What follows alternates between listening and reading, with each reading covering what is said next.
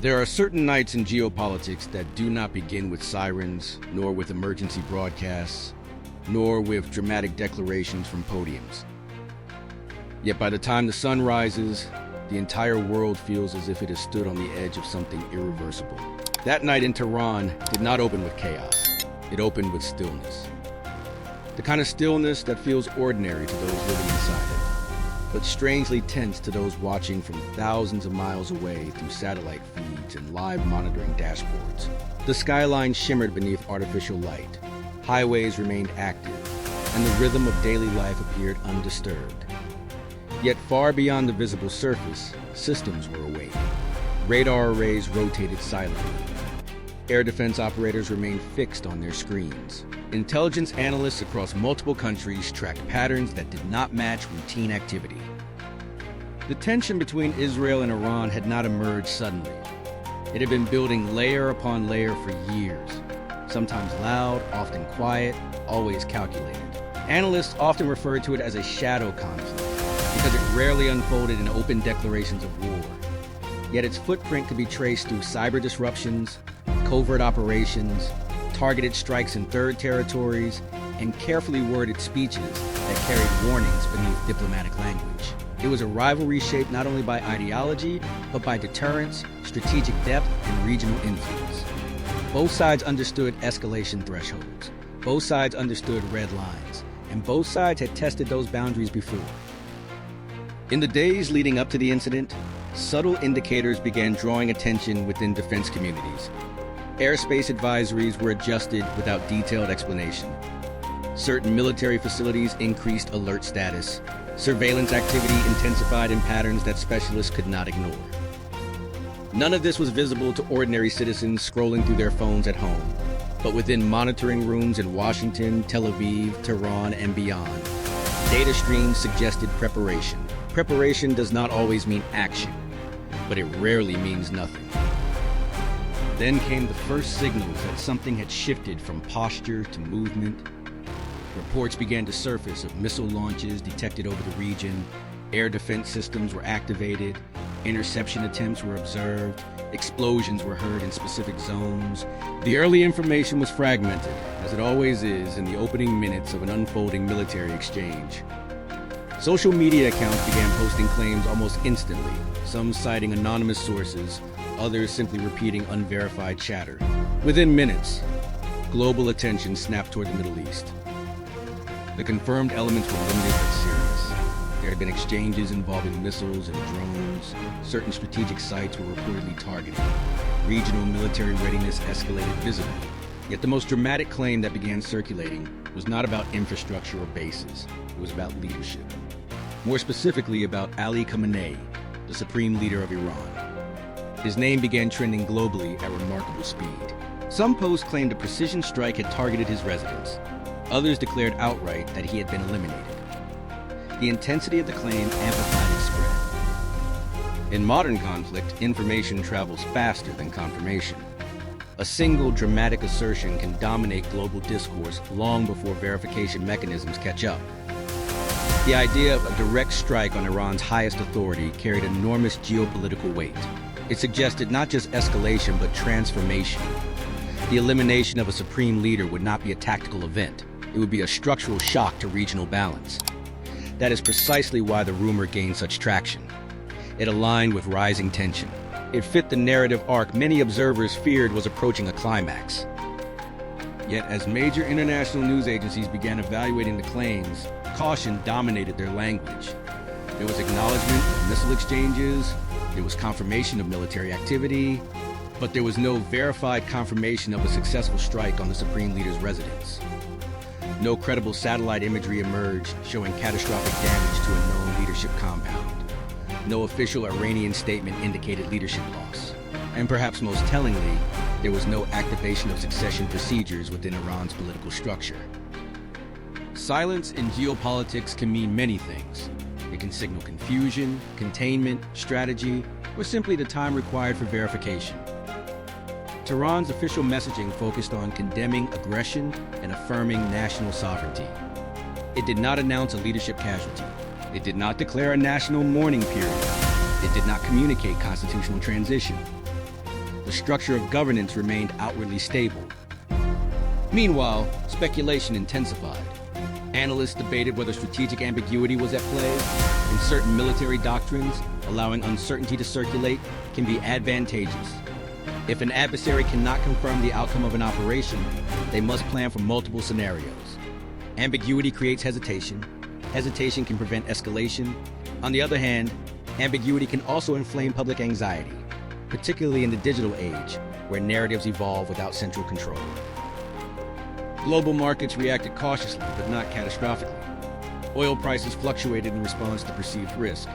Diplomatic channels reportedly engaged in urgent communication behind closed doors. International leaders called for restraint, emphasizing the importance of avoiding a broader conflict.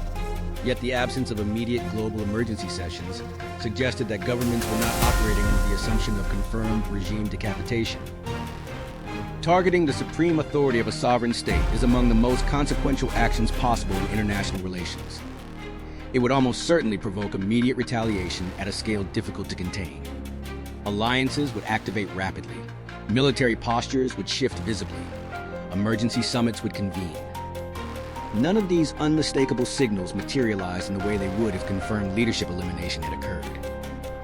Instead, what persisted was tension without transformation, escalation without systemic collapse, a crisis atmosphere without confirmed regime change.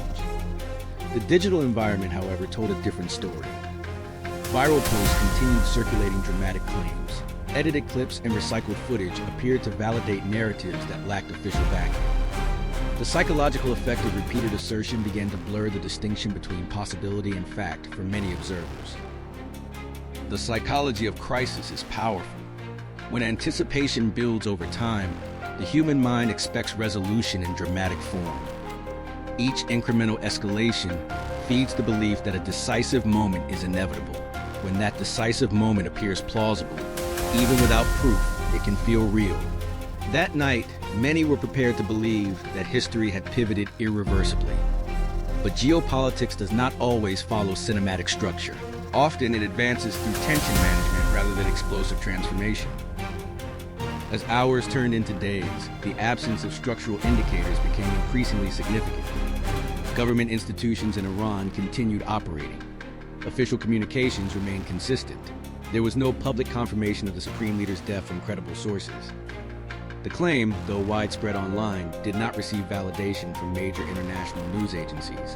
The distinction between confirmed military exchange and unverified leadership targeting became clearer. The episode revealed how modern conflict exists simultaneously in physical and informational domains.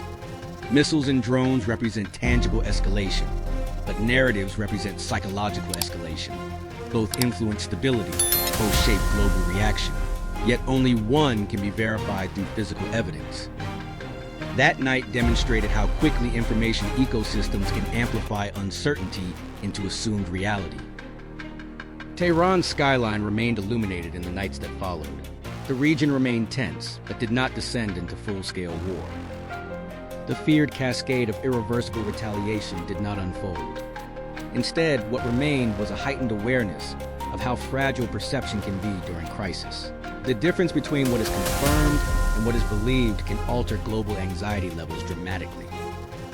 And perhaps that is the deeper story, not a hidden regime collapse, not a secret leadership elimination, but a moment when the world glimpsed how easily rumor can simulate catastrophe. The missiles were real, the tension was real, the fear was real. But the most explosive claim of all remained unverified by credible authorities. In the quiet moments that followed, analysts began piecing together what was verifiable from what was conjecture. The region had experienced tangible military activity, but the scale, targets, and consequences were layered in complexity. Some facilities were confirmed to have been struck, some alerts were clearly triggered by misidentified radar signals, and some of the explosions reported were later clarified as tests or secondary detonation events. Yet in the collective consciousness of the world watching from afar, these nuances were lost amid the rapid spread of claims and counterclaims. The narrative had already taken on a life of its own, and perception, as much as reality, was shaping decisions and responses. Social media feeds were flooded with discussions about what might have happened. and in the absence of definitive confirmation, speculation thrived. It is in these moments of uncertainty that the human mind seeks closure. Even without verified information, the brain instinctively fills in the blanks with the most dramatic or plausible outcome, often inflating risk and heightening emotional engagement.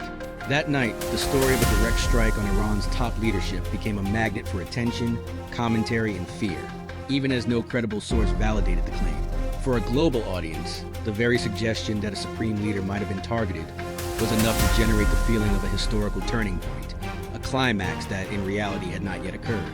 Analysts cautioned against equating speculation with evidence, emphasizing that geopolitical stability, particularly in highly centralized states, depends on visible structures and continuity of authority, both of which remained intact. Despite the viral spread of rumors, Tehran's operational structures did not falter. Government offices continued regular functions. Communications and state broadcasts projected normalcy, perhaps intentionally, to convey resilience and prevent panic. While military readiness was heightened, visible leadership presence and public continuity signaled that the state apparatus remained functional. Observers began noting that the absence of observable collapse, even amid tense military exchanges, indicated the narrative of a decapitation strike was largely speculative.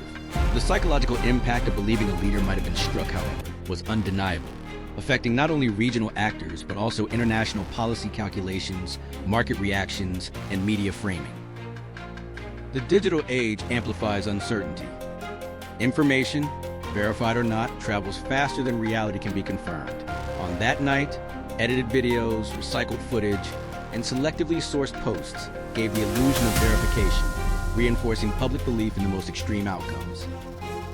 Yet the world operates differently than the narrative circulating online. Verification relies on multiple independent confirmations, which in this case were absent. Agencies like Reuters, AP, and BBC maintain caution, reporting only confirmed missile and drone exchanges, without associating them with leadership casualties.